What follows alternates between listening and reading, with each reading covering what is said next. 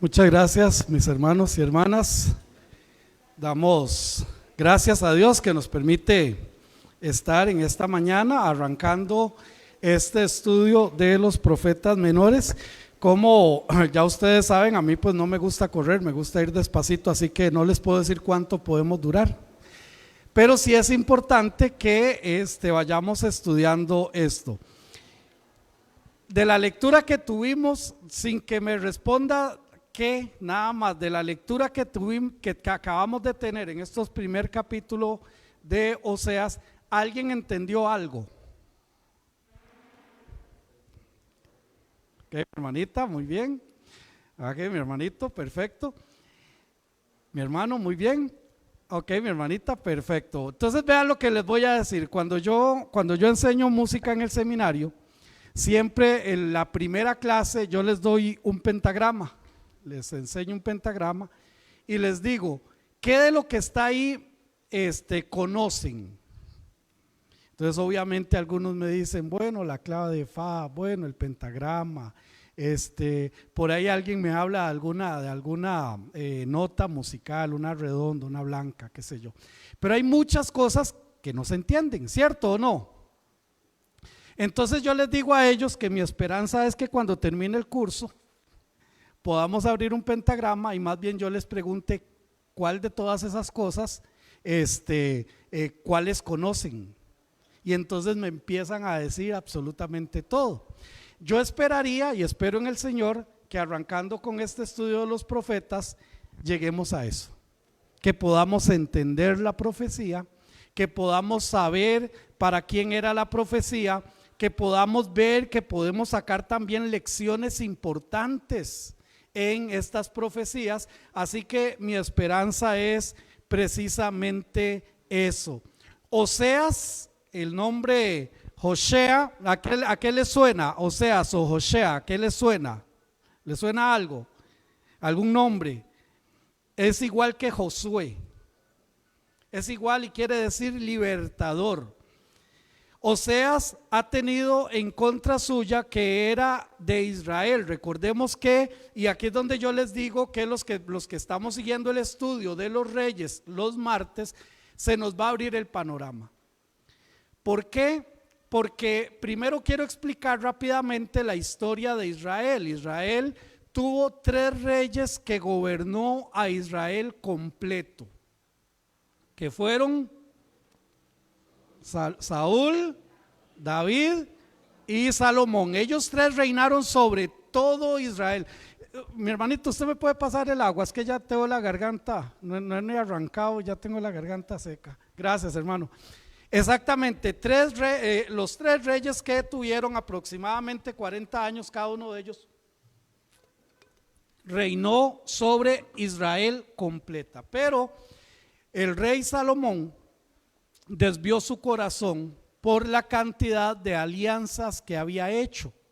Por eso él tenía 1000 mujeres, porque él había hecho alianzas políticas y entonces venía vamos a ver, digamos que Salomón reinaba en Costa Rica, pero en todo Centroamérica habían reinos. Entonces se casó con la hija del rey de Nicaragua y se casó con la hija del rey de Panamá y se casó con la sobrina del rey de Colombia. Entonces tenía un montón de alianzas políticas, no necesariamente mujeres como nosotros podemos pensar, ¿verdad? Porque eso sería bien complicado. No podemos con una, ahora imagínense con 1000, es imposible.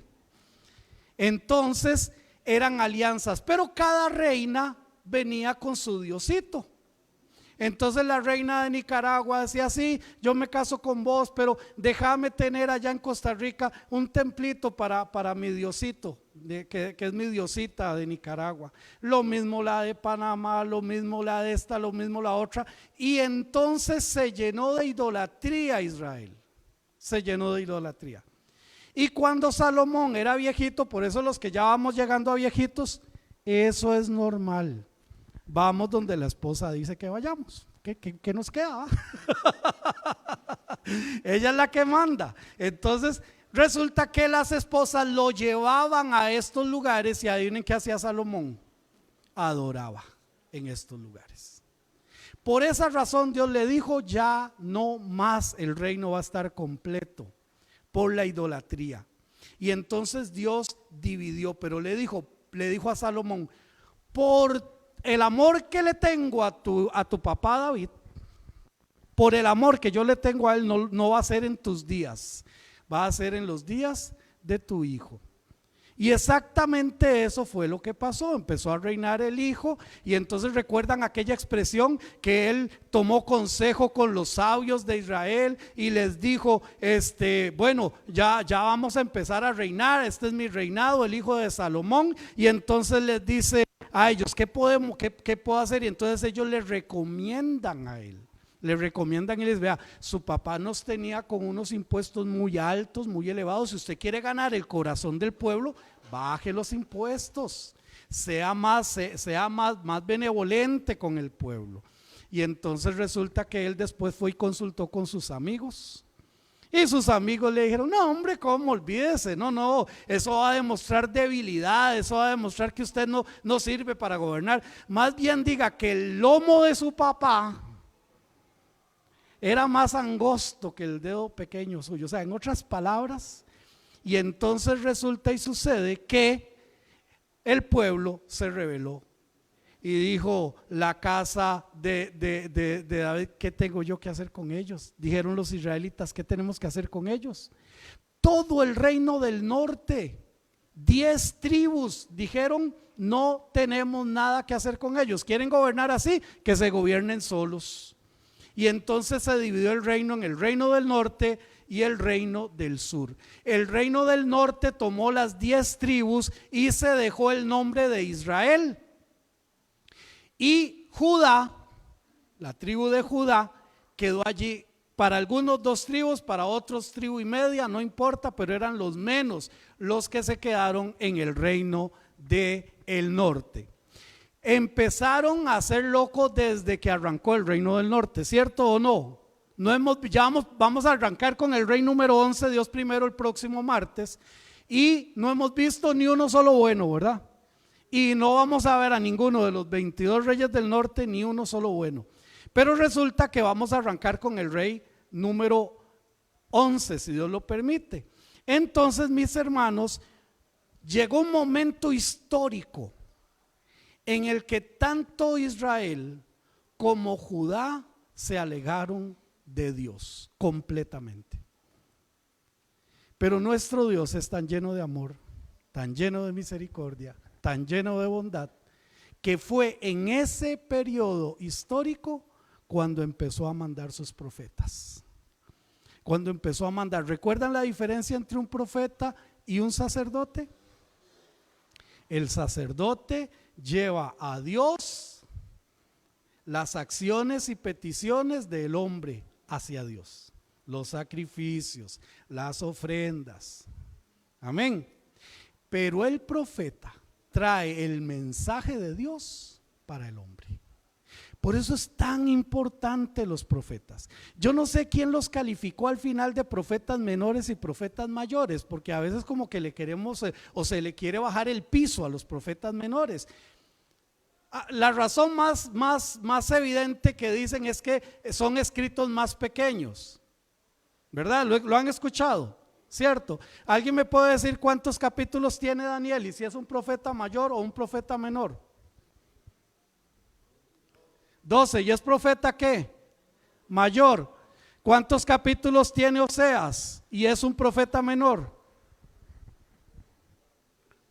¿Cuántos capítulos tiene Oseas? Si tiene su Biblia abierta, nada más váyase a la última página y ve cuántos capítulos tiene Oseas. 14. Entonces, ¿por qué Oseas no se considera un profeta mayor si tiene 14 capítulos? Perdón, 14 capítulos. ¿Ven que no se trata del tamaño de la escritura? Ajá. Sobre todo por lo que voy a mencionar ahorita. Sí, mi hermano, si alguien me ayuda con el micrófono, les agradecería. Antes de que mi hermano participe, hermano Alexis va a participar. Antes de que mi hermano participe, lo único que quiero es abrir los ojos de que no todos los que se consideran profetas menores tenían menos capítulos que los profetas mayores, ¿ok? Sí, mi hermano.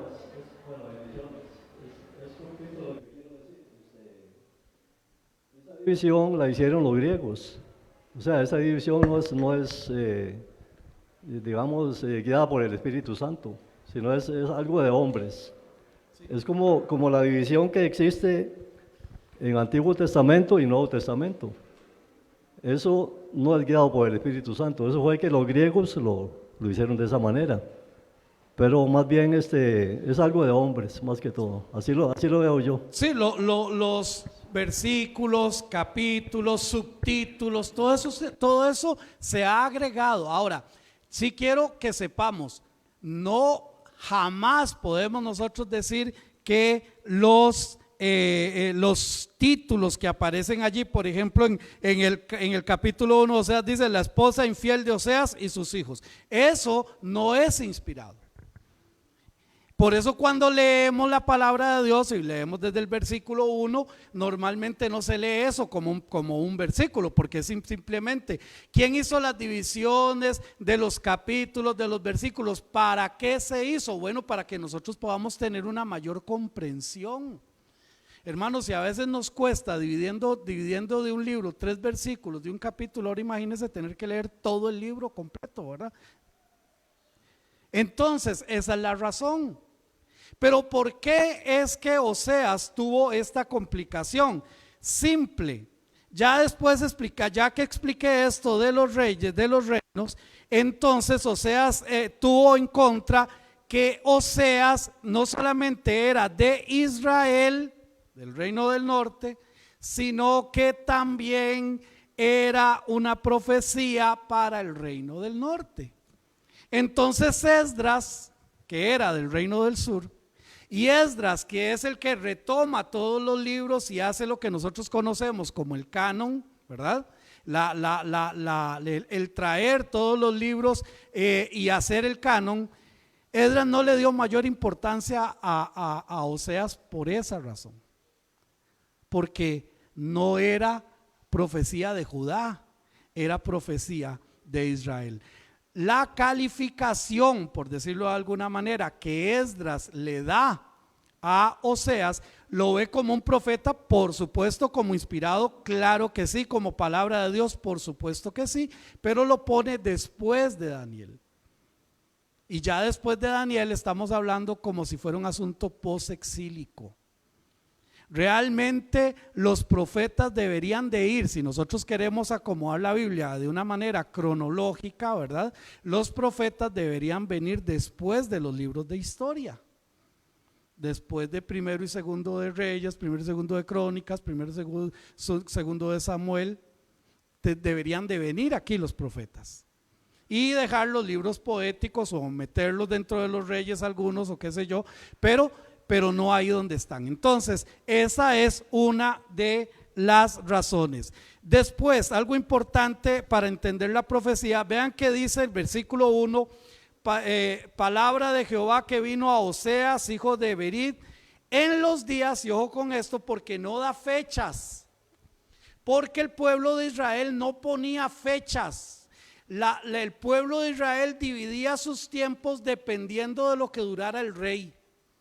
Entonces, por ejemplo, el rey Salomón, en el año primero del reino del Salomón, el año segundo del reino, el año tercero del reino, el año 23 del reino, y eso es lo que va marcando cronológicamente. Pero en el momento que él moría, entraba el nuevo rey en el año 1 del nuevo rey, el año 2 del nuevo rey, el año 3 del nuevo rey. Por eso es que a nosotros nos cuesta un poquito hacer la cronología. Por eso ustedes ya me han escuchado decir en infinidad de veces, cuando hablo de fechas, hablo de aproximadamente. porque en cualquier momento puede salir algún estudio, no, mira, hubo ahí un tiempito de más, un tiempito de menos, ¿verdad? Que eso la verdad no afecta en nada, pero cuando hablo de fechas trato de hablar de esta manera. Luego dice palabra de Jehová que vino a Oseas, dice en los días, y entonces empieza a mencionar reyes, en los días de Usías, Jotán, Acaz, Ezequías, ojo, reyes de quienes.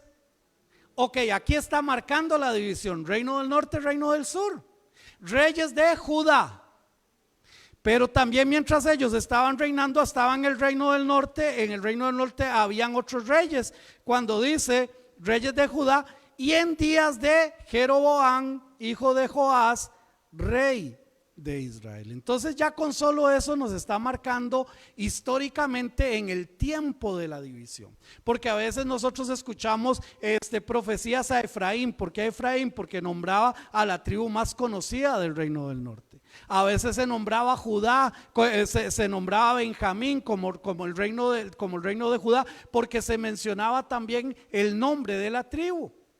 Por eso es que cuando nosotros leemos estas profecías tenemos que ir con mucho cuidado para ver hacia quién la está dirigiendo y qué es lo que le está diciendo sobre esto. También es importante, podemos destacar a Oseas, que es entonces el primer profeta que empieza a traer ese mensaje redentor. Porque lo vamos a estar viendo, mis hermanos, en la mayoría de los profetas. Inicia con un llamado, inicia con una denuncia, inicia con una consecuencia si no se arrepienten, pero termina con un llamado al arrepentimiento. Porque Dios no está interesado en castigar. ¿No es cierto que Primera de Pedro dice que aquellos que piensan que el Señor no ha venido y que no ha venido porque se le olvidó, Él dice, no es así, sino que Él es misericordioso, no queriendo que ninguno se pierda? Mi hermano, yo no conozco la condición suya ni su relación con Dios, no la conozco. Pero yo no sé si Dios hoy te está dando la última oportunidad. Porque como dice aquel dicho que a mí me gusta mucho, ¿verdad? No hay plazo que no se cumpla. A usted le venden una refrigeradora ahora en octubre y le dicen la tiene que pagar en enero y usted se va feliz a sacarla, ¿verdad? Pero enero va a llegar si el Señor no viene antes. ¿Me doy a entender? No hay plazo que no se cumpla. Y puede ser que el Señor venga hoy o puede ser que el Señor me llame a mí. No podemos saberlo. Entonces estos son llamados que Dios hace. Dios lo llamó a él para advertir en su nombre al pueblo sobre la idolatría, sobre el materialismo, y le pidió hablar no solo en lenguaje de Dios, del Dios el Señor a Israel, sino también en el lenguaje de un esposo traicionado. Porque Dios tiene muchas maneras de hacer las cosas. Y a este profeta le dio una lección primero de cómo se sentía Dios por dentro con su pueblo. Y como no hay mejores lecciones que las lecciones propias, que las lecciones prácticas, entonces en ese momento es que Oseas recibe esta palabra y le dice en el versículo 2, el principio de la palabra de Jehová por medio de Oseas, dijo Jehová a Oseas, ve, tómate una mujer como. ¿Se imaginan que alguien vaya, busque esto? Vaya directo y busque esto. Y le dice, ve y tómate una mujer fornicaria e hijos de fornicación, porque la tierra fornica apartándose de Jehová. Usted puede leer muchos comentarios y algunos comentaristas dicen, bueno, es que eso fue una forma que Dios le dijo como en una visión, y entonces porque Dios cómo va a pedirle. Mire, todo eso son pensamientos de hombres. Dios le pide a sus hijos lo que Él crea pedirle y lo pide y se acabó, punto. Le guste, no le guste, lo crea, no lo crea, Él lo pide y punto. Amén. Y entonces a Él le pide esto. Entonces, ¿cómo la conoció? Si la conocía antes, si ya ella era una prostituta, o sea, no lo sabemos. Aquí ya entraríamos en el campo de la especulación. Una vamos a ver, uno de los que más se ponen de acuerdo, ¿verdad?, en cuanto a esto, es que probablemente Oseas había conocido a Gomer o había visto a Gomer en algún momento. Pero esta muchachita, quien era del barrio, ¿verdad? Ayer en la actividad que tuvimos, tuve el placer de volver a tener contacto con varios amigos que íbamos juntos a los campamentos, ¿verdad? Ya le decía yo a ella, es que es increíble, ya uno no habla de 5 o 10 años, habla de 30 y 40 años, ¿verdad? Qué increíble. Pero el punto aquí, hermanos, es que probablemente, o sea, quizás conoció a Gomer ahí como chiquillos, después ella tomó malos pasos y entonces Dios le dice, vaya, busque una, y escogió a Gomer. No lo sabemos. O fue la que vio, o al rato ya le había puesto el ojo, qué bonita esa señora, uy, pero qué reputación se tiene, ¿va? No lo sabemos. Lo que aquí yo quiero que apuntemos es algo, mis hermanos. La manera de medir el tiempo era por medio entonces de los reyes, y en el caso de los profetas, algunos profetizaron durante solo un rey. También es importante entonces que le dice, ve y cásate con esa mujer impura. Dios quería que Oseas, cuando hablara del dolor que Dios sentía, Oseas también lo hubiera experimentado. Porque algunos dicen que esto, aquello, como les digo, eso nosotros no podemos saberlo. Yo hablo lo que la Biblia dice, y Dios le dijo, vaya y hágalo. En ningún momento dice que era una visión o era una analogía, no, vaya y lo hace. Pero me encanta cómo reacciona en esto Oseas, porque el versículo 2 recibe la orden y el versículo 3 dice, fue pues y tomó a Gomer, hija de Diblaim, la cual concibió y dio a luz un hijo. O sea, Oseas no reclamó, Oseas no preguntó, Oseas dijo, bueno, si esto es lo que el Señor me pide que haga, yo lo hago. ¿Cuántos el Señor ha tenido que hablarnos hasta cansarse casi, verdad? Bueno, yo soy así de jupón, ¿verdad? Me habla y me hago como el que no es conmigo, ¿verdad? Bueno, vamos a ver. No, sino que Oseas inmediatamente fue y lo hizo. Y entonces de esta unión tuvieron 3 hijos. Y aquí vamos a ir un poquito más rápido. ¿Quién me quiere leer versículo 3 y 4 de Oseas capítulo 1? Versículo 3 y 4. El que lo tiene, por favor.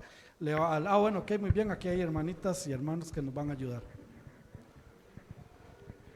Muy buenos días, hermanos y hermanas. Buenos días. Oseas 1, del 3 al 5.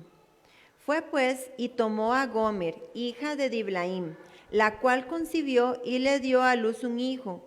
Y Jehová le dijo, ponle por nombre Jezreel, porque de aquí a poco yo castigaré a la casa de Jehú por causa de la sangre de Jezreel, y haré cesar el reino de la casa de Israel.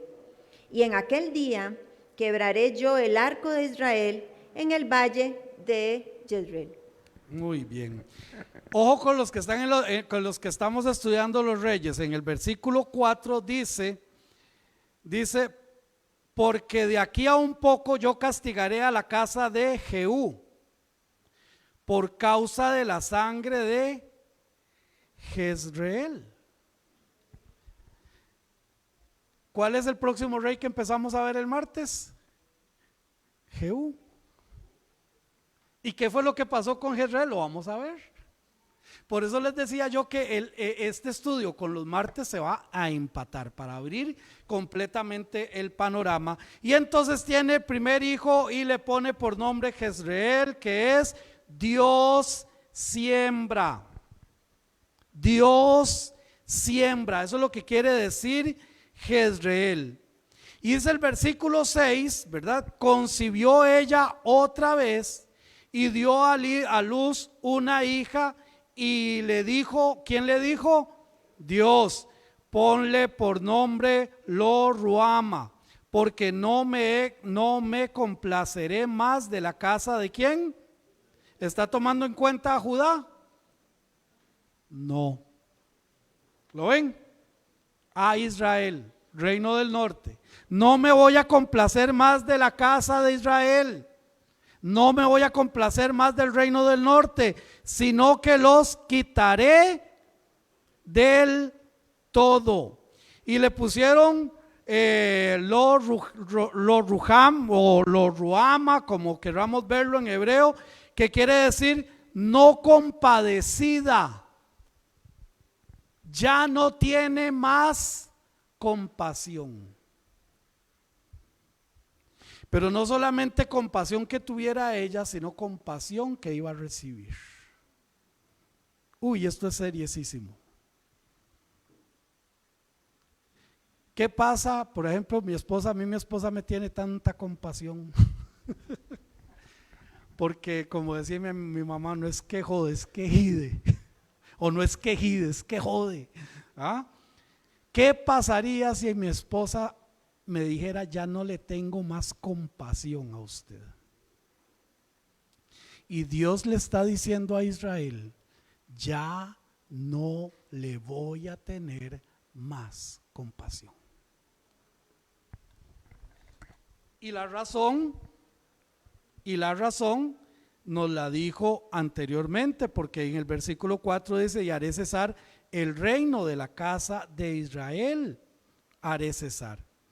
Entonces le dice, no tendré, porque no me compadeceré más de la casa de Israel, sino que la quitaré del todo. Israel no buscaría a Dios y él, como todo lo sabe, deja evidencia de su actitud que tendría este pueblo.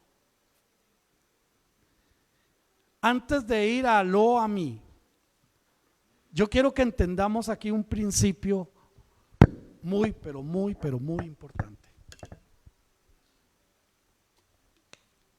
¿Habrá algo en la vida del ser humano que Dios no pueda cubrir con su gracia?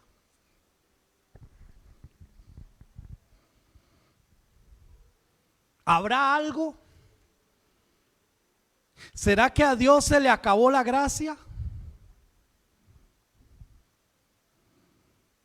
Ahora, ¿todos los seres humanos alcanzan la gracia de Dios?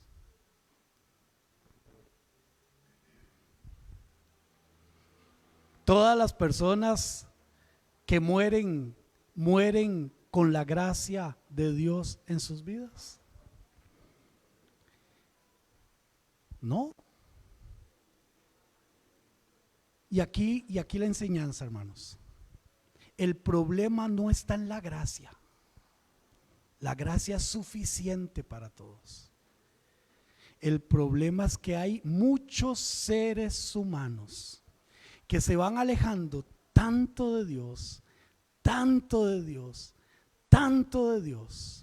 que en ellos no queda lo más mínimo que quiera buscar la gracia de Dios. Y esto sí que es triste. Esto sí que es triste cuando hay personas que simple y sencillamente no quieren absolutamente nada con Dios. Sí, mi hermano Miguel, ahí ya le llega el hermano Javier, aunque mi hermano tiene el micrófono incorporado, yo sé, pero para que no quede ahí el vacío en la transmisión. Pastor, es que el problema del pueblo de Israel, y yo digo, me atrevo a decir que puede ser hasta el día de hoy, era un problema endémico, que ellos siempre jugaron con la misericordia del Señor, porque ellos cuando estaban con el agua al cuello, ellos clamaban al Señor y el Señor les levantaba jueces y ellos enderezaban el camino, pero una vez que salían del problema, volvían otra vez a lo mismo. Y lo vemos allá en el Monte Carmel, cuando Elías los emplaza a todo el pueblo y les dice: ¿hasta cuándo van a seguir ustedes en este juego? Claman a Dios, pero después están adorando a Baal. Y ellos ese comportamiento siempre fue progresivo, hasta el momento en el estudio de Oseas, donde ellos prácticamente se corrompieron. Y Dios sabía que ellos no iban a cambiar de actitud, que ellos iban a seguir en ese mismo ser. Por eso es que no es que la gracia del Señor no cubriera, pero yo siempre digo una frase, que cuando nosotros no queremos cambiar, ni Dios nos puede cambiar. Así es. Es una frase que hemos escuchado, yo la he escuchado mucho, que dice que cuando alguien no quiere, ni Dios puede, dicen por ahí, ¿verdad? Y uno se queda, bueno, ¿será que el hombre le puede torcer el brazo a Dios? Pero no se trata de eso. Simple y sencillamente Dios vino y murió por todos. ¿No es cierto que en Hechos hace un llamado y les dice que el llamado es a todos los hombres a que se arrepientan? A todos, pero no todos se arrepienten, no todos le buscan. Por eso, si usted está aquí sentadito y sentadita, dele gracias a Dios: Señor, porque tan jupón que yo soy, ay, gracias Señor, gracias Señor, gracias porque aquí estoy escuchando tu palabra, gracias porque aquí estoy buscándote, gracias porque aquí estoy y tú estás luchando conmigo para ayudarme a ser una mejor persona. Hermanita Sofía. Es como, digamos, no puedes obligar a una persona que no quiere cambiar, no puedes obligar a una persona a hacer algo que no quiere o que está en contra de sus ideales. Es como la palabra del sembrador: la semilla se queda cuando la persona acepta la palabra de Dios. Puede que, digamos, en algunos casos la persona en el momento no acepta, pero queda esa sensación y en algún momento ojalá le sea posible aceptarla, pero generalmente muchas veces no pasa, ¿verdad? No pasa como nosotros queremos, pero no podemos obligar a las personas, no es nuestra responsabilidad, no es nuestro deber. El Espíritu Santo es el que se encarga de que esa persona y la persona misma también de querer aceptar a Y eso es lo más doloroso, porque yo creo que si todos pudiéramos, tuviéramos la posibilidad de hacer que alguien se arrepienta, hermanos, yo creo que lo haríamos de todas, ¿verdad? Pero bueno, es una cuestión también de querer hacerlo. Hermano Javier, nos ayuda con hermano José, por favor. No a mi hermana Giselle y no los cartelitos, porque mi hermana hasta hizo unos de 10 minutos, 5 minutos. Ya estoy nervioso yo con el tiempo. Sí, mi hermano. Pastor, aportar un poquito. Romanos capítulo 1, el verso 28 dice: y como ellos no aprobaron tener en cuenta a Dios, Dios los entregó a una mente reprobada para hacer cosas que no convienen. Más adelante, en el capítulo 3, dice: por cuanto todos pecaron y están destituidos de la gloria de Dios, 3:23, siendo justificados gratuitamente por su gracia mediante la redención que es en Cristo Jesús. La gracia está abierta para todo mundo, es para todos. Sin embargo, no todo mundo la acepta, ¿verdad? No todo mundo quiere aceptar la gracia. Ahora en la mañana comentaba con mi esposa de que uno en el caminar cristiano tiene que tomar esa cruz y caminar en el Señor, ¿verdad? Y si nos hacen algo como creyentes tenemos que tener la actitud que Cristo tomó, ¿verdad? Ahí es donde vemos que el Señor dice: al que te dé por una mejilla, póngale la otra, ¿verdad? También más adelante nos dice: el que quiera ir en pos de mí, niéguese a sí mismo, tome su cruz y sígame, ¿verdad? Entonces yo creo que la gracia está abierta para todos. Es el ser humano que es tan cabezón, ¿verdad? Por la dureza del corazón, que no quiere acceder a ella, ¿verdad? Amén. Gracias, hermano. Nos queda otro hijo. Así, mi hermanita Noemí, antes de ver el tercer hijo. Vamos a escuchar a mi hermana Noemí.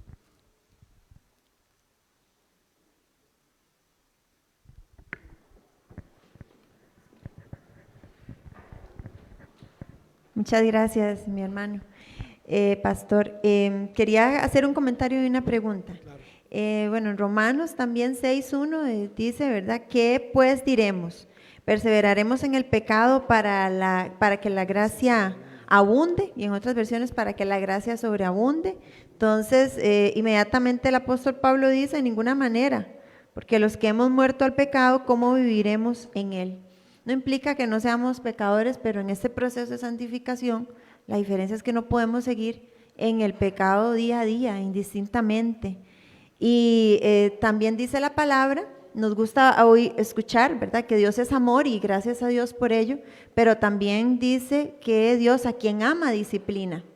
Entonces yo creo que muchas veces en el mundo dice, a mí nadie me puede decir nada, solo Dios. Se toman a la ligera eso, porque el día que Dios nos llame a cuentas, más bien, ¿verdad? Tenemos que estar conscientes de que ese llamado a cuentas o esa disciplina es una disciplina que viene de lo alto y de muchas formas. Y más bien, si estoy en pecado y Dios no me disciplina, pues más bien yo a veces digo, qué miedo, ¿verdad? Luego, yo sí tengo una pregunta, no sé si tal vez no es tan importante, pero cuando en Oseas se refiere a los hijos de la fornicación, no sé si porque he escuchado diferentes comentarios y a veces unos dicen una cosa y otra. Por ejemplo, MacArthur se refiere a que estos hijos tal vez no sean de Oseas, pero he escuchado que más bien era que ella venía con otros hijos. Entonces, ¿cómo poder interpretar esa parte? Por lo siguiente, definitivamente que Dios puede usar a cualquiera y Dios lo que quiere de nosotros es un corazón humilde, arrepentido, pero sí me queda esa duda de cómo también esa obediencia vemos reflejada en Oseas, porque no debe ser fácil. O sea, nosotros lo leemos aquí, pero no debe ser nada fácil, pero aún así Oseas de una manera sabia y dirigida por el Espíritu Santo le dice, Señor, aquí estoy y si esto es lo que tienes para mí, lo voy a afrontar. Pero yo me pongo a ver en la vida real, si Dios nos ordenara esto, qué difícil sería, ¿verdad? Yo creo que pues en Cristo no es nada difícil, pero lo bueno también es ese testimonio. Sin embargo, sin embargo me queda esa duda de a qué se refiere con los hijos de fornicación. Con Muchas todo gracias. gusto, gracias. Vamos a ver, lo voy a poner de esta manera para explicar y espero darme a entender. Yo puedo venir por la pista y viene un carro y le da otro por detrás y despedazó el carro. Yo paso y yo digo, uy, pobrecitos, uy, ¿cuánto le va a salir esa broma? Pero por dentro, ay, gracias Señor que no es mi carro. O yo no sé si yo seré muy egoísta, ¿verdad? Pero gracias Señor porque no soy yo, que no estoy metido en ese zapato. Si estos hijos de fornicación no hubieran sido hijos de Oseas, Oseas no hubiera sentido lo que necesitaba sentir. Cuando habla de hijos de fornicación, está hablando de la vergüenza, precisamente, que iba a sentir Oseas, de que la mamá de sus hijos, lo vemos en el capítulo 2, vuelve a buscar la prostitución. Entonces cuando habla, recuerde que eso es una profecía, está hablando y le dice, ve y busca, no es que ya los tenía, no, vaya y busca a la mujer y vas a tener hijos, y estos hijos eran de Oseas. La Biblia no nos da ninguna inferencia para tratar de decir no eran de Oseas, y aquí es donde vienen entonces las especulaciones, de que si eran aquí, que si ya los tenía, que si uno era de él, más por el tercer nombre. Porque el tercer nombre, y ya con esto termino la respuesta, en el tercer nombre, vean el versículo 8, Oseas 1:8, dice la palabra, después de haber destetado a Rauma, concibió y dio a luz un hijo, y le dijo Dios, ponle por nombre como Lo-Ammi, porque vosotros no sois mi pueblo, ni yo seré vuestro Dios. Este nombre, Lo-Ammi, es no sois mío. No eres mi pueblo. Imagínense a un hijo ponerle no eres mío. ¿Ah? ¿Se imaginan? Entonces, mi hermanita, para terminarle de responder, los hijos eran hijos de Oseas. Punto.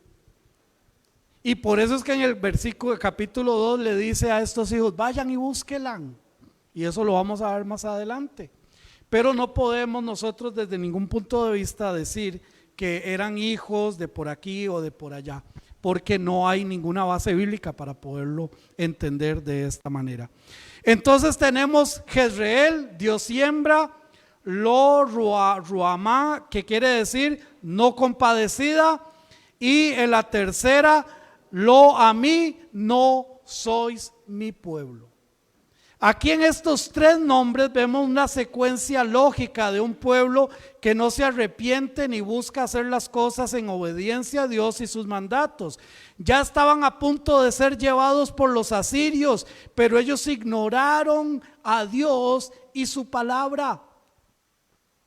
Oseas no solamente trajo la profecía, él vio el cumplimiento de esta profecía. ¿A quién le tocó en el reino del sur? A dar la profecía y ver la profecía cumplida cuando fueron llevados.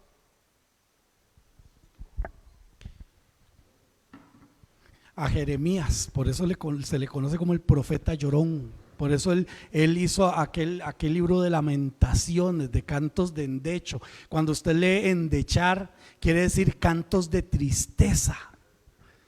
A Oseas le tocó verlo con el reino del norte. Y a Jeremías le tocó verlo con el reino del sur. En el versículo 4 dice cuando le dicen en el versículo 4, yo vengaré la sangre, tiene que ver con el castigo al rey Acab, designado por Jehú, que Dios le dijo a Jehú, vaya y destruya a la casa de Acab. Pero resulta que, como ya vemos en el libro de los Reyes, Dios no es que le dice le permite a alguien vaya y destruya porque Dios es así, le dice usted se convierte en un asesino y punto. No, es que Dios conoce los corazones.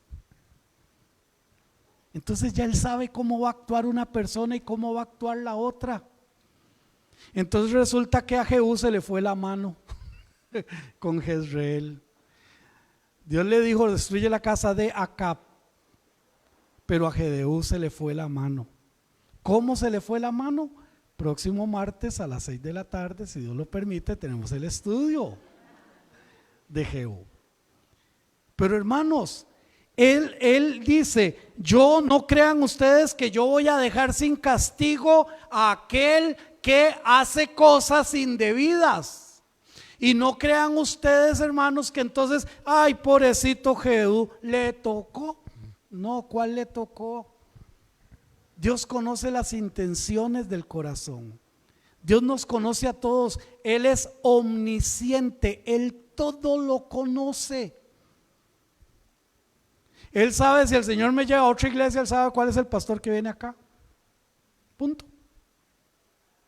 Y sabe cómo me va a ir por allá si es que me lleva. ¿Me voy a entender? Él todo lo sabe. Ay, no, Él todo lo sabe. No hay nada que se salga del control de Dios, hermana Sofía.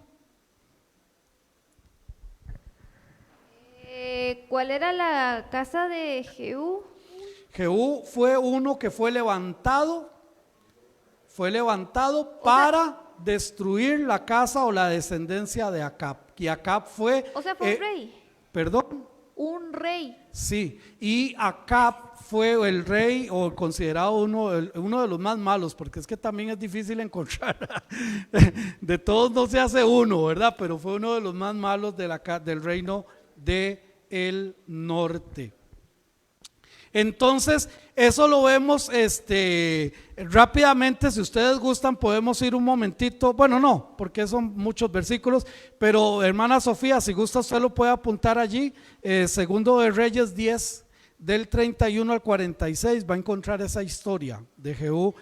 Del 31 al 46 va a encontrar la historia de Jehú con respecto a la casa de Acab y cómo se le fue la mano con Jezreel. Versículo 7 dice: mas la casa de Judá, más de la casa de Judá. Ahora, para explicar el 7 necesito que veamos el 6 nuevamente, rápidamente. Concibió ella otra vez y dio a luz una hija, y Dios le dijo: ponle por nombre Lo Ruama, porque no me compadeceré más de la casa de Israel, sino que los quitaré del todo. Y en el versículo 7 ahora se refiere a la otra parte, la casa de Judá. Versículo 7: mas de la casa de Judá tendré misericordia y los salvaré por Jehová su Dios, y no los salvaré con arco, ni con espada, ni con batalla, sino ni con caballos, ni jinetes. Hijo, gracias hermanita, ya le estaba extrañando yo. Ok, dice de la casa de Judá, dice de ellos yo voy a tener misericordia. Entonces aquí no hay una contradicción. Ve que la Biblia se equivoca. ¿Cómo que la Biblia se equivoca? Si ven, el versículo 8 dice que no va a tener más misericordia de ellos, y en el 7 dice que sí, que va a tener misericordia. No, es que al que le falta aquí un poquito de materia gris es a uno, ¿verdad? Para poder entender que no hay contradicción entre el versículo 6 y el versículo 7. Simplemente el versículo 6 se está refiriendo al reino del norte y el versículo 7 se está refiriendo al reino del sur. Aquí no hay diferencias, hermano Fernando. Gracias. Sí, tal vez hacer esa aclaración, porque mucha de la confusión viene, en muchas partes de la Biblia se habla de las dos casas o de los dos reinos, Benjamín o Judá, o bien casa del norte o reino del norte. El asunto es que el reino del norte se llama Israel, pero ese es el de la diáspora que nunca regresó, desapareció, o sea, está disperso en el mundo. La casa del sur o reino del sur es lo que hoy es Israel. Esa es la confusión. O sea, cuando la Biblia habla de casa de Israel, no es el Israel de hoy. El Israel de hoy lo conformó en el año 48, ¿verdad? En 1948, a partir de lo que aquí el versículo 7 dice, que Dios los mantuvo hasta el día de hoy, que es el reino de lo que en este momento se llama Sur o Judá. Amén. Entonces, ¿qué pasa? Que hoy decimos, mira, país Israel, pero no es la casa de Israel. No. Solo hacer esa aclaración. Sí, gracias. Entonces, hermanitos, no hay ninguna contradicción en cuanto a esto. Este es el punto aparte de esta profecía. Esta casa de Judá era entonces el reino del norte, Judá y Benjamín, y ellos también fueron llevados cautivos, porque dice ahí, dice, de la casa de Judá tendré misericordia y los salvaré, pero ellos no estaban en peligro. En este momento histórico ellos no estaban en peligro, ni Dios los estaba diciendo que iba a hacer esto o a hacer aquello, pero como mi Dios sabe todo, sabía que aproximadamente unos 150 años después de que los asirios llevaron a Israel al reino del norte, más o menos unos 150 años ellos iban a estar siendo llevados por Babilonia. Solo que el exilio de ellos iba a durar 70 años, profetizado. ¿Y cuál fue el profeta que estaba allí en el exilio y empezó a... Bueno, en la profecía que ella dice que fueron 70 años y ya pasó ya esto, vinieron los, ay, sí es cierto, aquellos, y ya estamos en los 70 años, Daniel. Por eso es que la Biblia se complementa, hermanos. Daniel se da cuenta. Y entonces, hermanos, ¿cómo vuelven ellos? ¿Cómo vuelven ellos a Israel? ¿Tuvieron que hacer una guerra? ¿Tuvieron que traer militares? ¿Tuvieron que hacer alianzas? Los mismos reyes les dijeron, sí es cierto, ustedes tienen muchos años de haber salido de aquí, entonces váyanse, Y no solo váyanse, llévense esto, llévense aquello, llévense lo otro. ¿Dónde leo esto? Esdras, Nehemías. Y Esdras da, creo que en el capítulo 7, una confesión hermosa que yo la había leído varias veces, pero cuando el Señor me abrió la jupa esta que tengo yo, porque dice Esdras que empezaron a contar todo lo que dio, todo lo que los reyes le dieron: oro, plata, vasijas, vasos, maderas especiales. Iban con cartas para ir a las montañas de los reyes a que les dieran esos árboles. Y entonces Esdras dijo: qué torta, porque en todo lado hay maleantes. En todo lado hay maleantes. Y entonces Esdras dice: yo me la voy a jugar. Yo no voy a pedirle al rey que me mande escolta. Yo no le voy a pedir al rey que me mande soldados para que me ayude a llegar hasta allá. Dice, y es más, esto va a ser de tarea para el otro domingo, a ver quién la trae. Dice en Esdras que él no lo hizo porque dice: porque tuve vergüenza, porque yo le he dicho al rey que mi Dios es poderoso para cuidarnos, que mi Dios es poderoso para cuidarnos. Entonces, como a mí me daba vergüenza después de yo confío en Dios, mi Dios es poderoso, después llego pero mándenme un poco de guardas ahí para que me cuiden. Qué hermosa enseñanza, amén. Porque nosotros le andamos recetando a todo el mundo: no, Dios es poderoso, no, Dios te puede guardar, no, Dios te puede bendecir, no, Dios te puede ayudar. Pero cuando nos toca a nosotros, ahí sí andamos detrás de este, detrás del otro, y detrás de aquí, detrás de allá. Y no es que qué. Amén, hermanos. Eso es como el libro de Job que leí hace poco leí esto y me encantó. A todo el mundo le gusta la historia de Job hasta que le toca ser Job. Pero bueno, dejémoslo ahí. Entonces, mis hermanos, ellos iban a ser llevados, pero su exilio iba a durar 70 años únicamente. No es una profecía, esto es una profecía de doble cumplimiento. En el pasado ya Dios los ha librado de gran poder y con gran guerras y todo, pero también los iba a librar a su pueblo aquí en la tierra en los tiempos finales. Dios va a librar a Israel, porque Israel sigue siendo su pueblo. Amén. Si usted piensa que ya Dios terminó con Israel, no. Israel sigue siendo y seguirá siendo ese reloj de nuestro Dios. Versículo 9 y 10 dice: y dijo Dios: ponle por nombre Lo a mí, porque vosotros no sois mi pueblo, ni yo seré vuestro Dios. Con todo, será el número de los hijos de Israel como la arena del mar, que no se puede medir ni contar. Y en el lugar en donde fue dicho: vosotros no sois pueblo mío, les será dicho: sois hijos del Dios viviente. En ese mismo lugar, en ese mismo punto geográfico, en la tierra de Israel, ellos van a recibir y van a decir: ustedes son hijos del Dios viviente. Porque en los tiempos finales ya estudiamos Apocalipsis, ya sabemos que el pueblo de Dios va a estar allí y va a ser llevado allí. ¿O de dónde van a salir los 144,000 testigos? ¿De dónde? De las 12 tribus de Israel. Allí van a estar.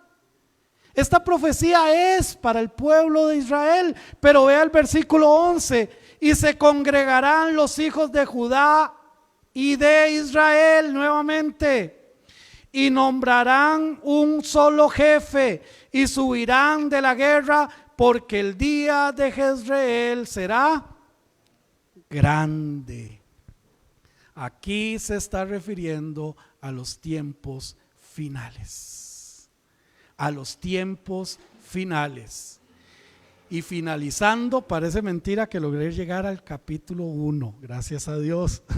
Así que, hermanos, la próxima semana arrancamos con el capítulo 2 de Oseas. Si usted tiene alguna pregunta, pues ahí estamos para servirles. Que el Señor les continúe bendiciendo.